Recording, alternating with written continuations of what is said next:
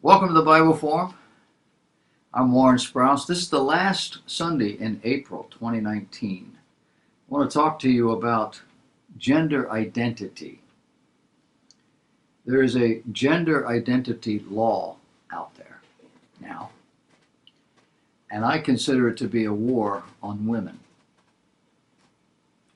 Judicial Watch wrote this week, House Democrats have reintroduced a bill that would make gender identity a protected class under federal civil rights law and force men who identify as women to be treated and accepted as female. If the measure, known as the Equality Act, becomes law, it would drastically impact numerous sectors.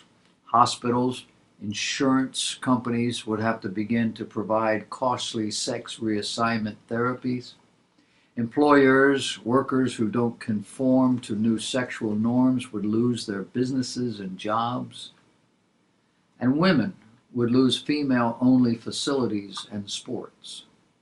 And the only requirement for protection under the bill is a self-declared gender identity. I am what I want to be. In a statement celebrating the Equality Act's reintroduction last month, House Speaker Nancy Pelosi said, quote, "To dismantle the discrimination undermining our democracy, we must ensure that all Americans, regardless of sexual orientation or gender identity, are treated equally under the law, not just in the workplace, but in education, housing, credit, jury service, and public accommodations as well." Now, all of this is adding a category not in the human genome. You see, gender is a chromosome thing. It's not a feeling thing. It's not a political thing. It's not a preference thing. Efforts to overturn our physical makeup in favor of our feelings or convictions is nothing more, nothing less than a swipe at God. Remember the cry in Luke 19:14, "We will not have this man to reign over us"? It was a parable presented by Jesus to describe the day of salvation. The parable was presented to Israel when Jesus was passing through Jericho. Crowds had gathered to see this man, this miracle worker, the man who could heal people and even raise people from the dead, a man who could confound the religious community. In Jericho was a Jew by the name of Zacchaeus. He was a tax collector for Rome. That made him the most hated man in his town and among his fellow Jews. Roman tax collectors had a minimum amount of tax they were required to turn over to Rome, but they could collect as much as they wanted or as much as they could. It did not make them popular among the people. And here was Zacchaeus, apparently a small man, who had clawed up into a tree so he could see this Jesus as he was walking by, trying to get a glimpse of this man everyone seemed to embrace. This wealthy tax collector is suddenly confronted by Jesus. Jesus says to him, "Zacchaeus, make haste, come down, for today I must abide in thy house." Can you imagine how startling that must have been for him?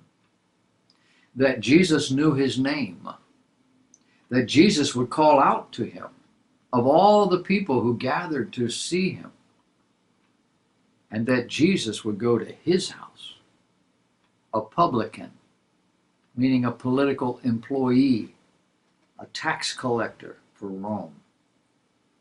And why?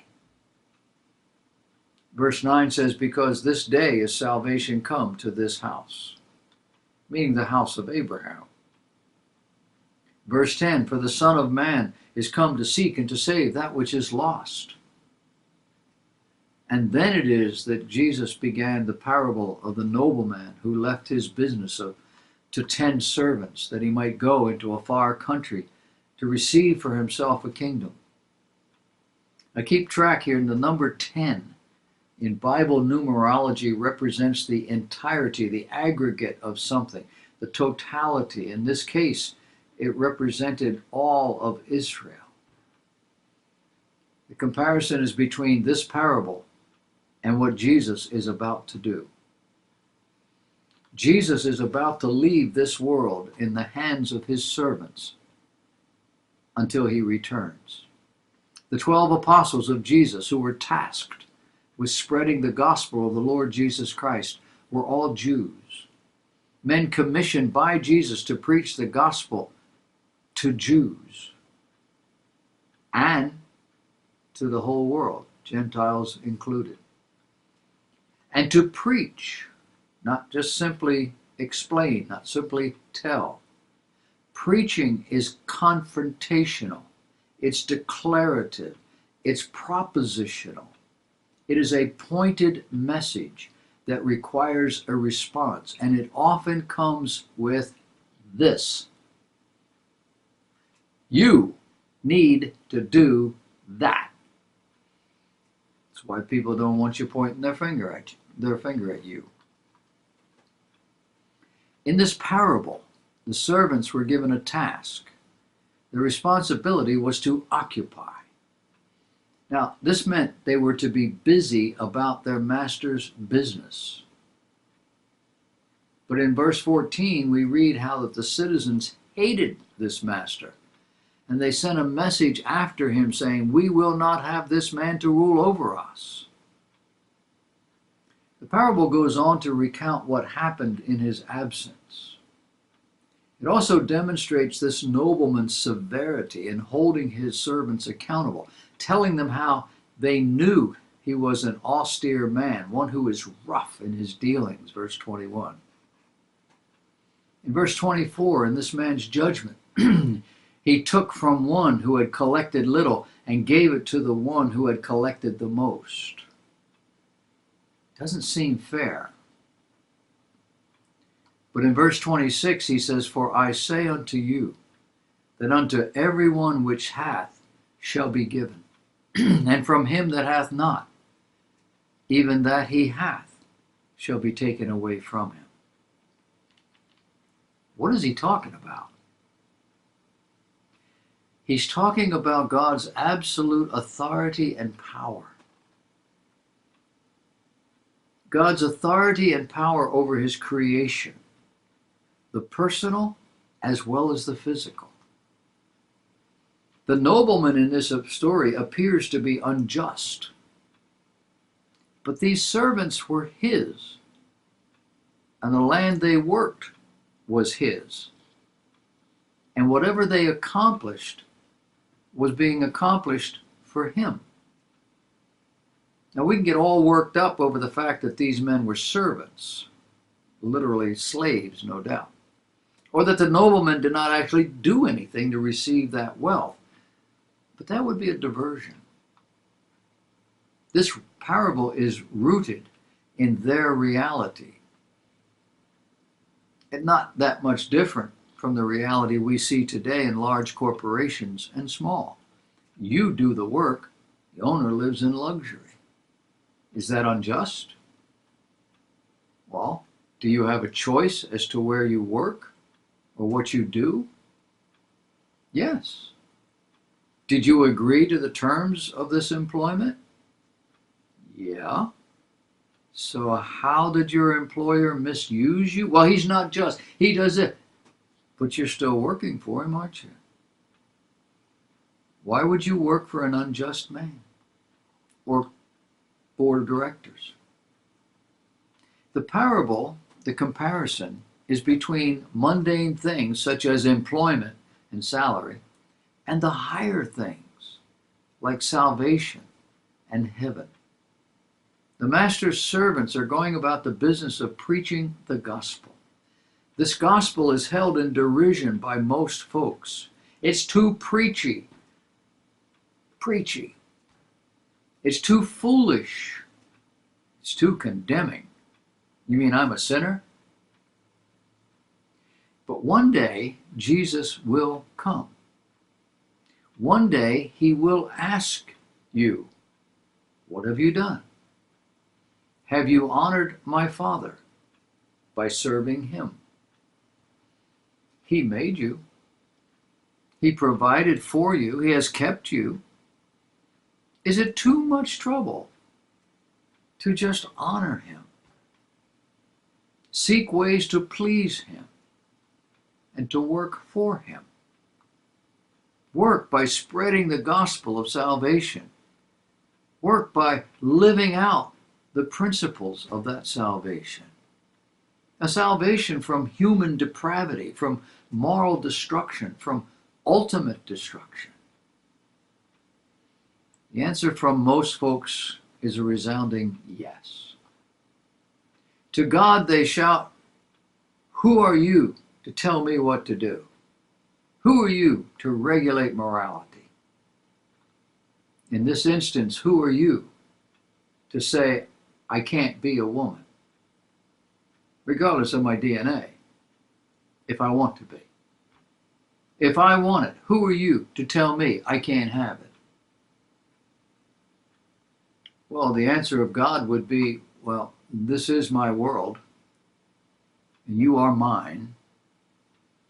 I made you what you are, and your effort to be something else is nothing short of rebellion. I get to make the rules, not you. The transgender issue is probably the most rebellious thing a human being can do against God. It flies in the face of God's purpose, in the face of God's will, in the face of God's program.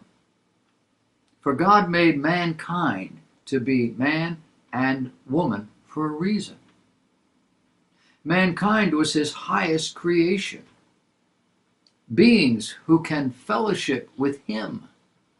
Beings who can procreate and learn from one another. Able to be joined to one another in tenderness and in love. And here is Christian America at the end of the age, having devolved, I should say, to such an extent as to attack the very soul of humanity by denigrating the differences. Pelosi claims that this measure has strong bipartisan support. The truth is, Republicans dominate the Senate, and even within the Democrat Party, there aren't enough pure pagans to make this into law. There wasn't the first time, and there isn't now. So why try? The obvious answer is to appease her base, to garner more voters, to demonstrate just how in tune they are with the downtrodden masses. Transgenderism has become a dangerous war on women and girls, and the law floating around in Congress will be detrimental to both. The Equality Act would be a setback to women's rights in several areas. American women would be stripped of single-sex accommodations in public, multi-stall bathrooms, domestic violence, rape crisis centers, drug rehabilitation centers, jails, juvenile detention facilities, homeless shelters, locker rooms, group showers. Women will be forced in with the men, whether they like it or not. Can't keep them apart. Judicial Watch recently wrote about a separate law that aims to defund women's shelters that don't allow transgender men who self-identify as women. The Equality Act goes further by also stripping a woman's right to have a person of the same gender conduct security searches on their body, supervise drug tests, handle intimate medical care, and supervise children on overnight trips. This is because the language in the proposed law replaces sex with gender identity, leaving it open to the claimant's interpretation as a protected category. Think about females in areas such as competitive sports. A decade-old federal measure known as Title IX prohibits discrimination in all federally funded education programs, including sports. It ensures that boys and girls in elementary through high school, men and women in college, have athletic opportunities. If the Equality Act passes, males will have the right to compete against females, an atrocity that even the most liberal woman and feminist currently rejects. When we think of moral degradation, we can think of Sodom and Gomorrah, and yet this sort of moral degradation isn't mentioned here. In Sodom and Gomorrah, it was just plain homosexuality. It's doubtful they were able to take this to the next level, as we seem to be able to do. And in most places around the world, even in the most pagan places, this sort of thing is either non-existent or it's not lawful. Apparently only in Christian America. And the question becomes why? Well, because America is the shiny symbol of God in the world. Its brightness has attracted a great deal of attention from God's enemies. Even so, Lord Jesus,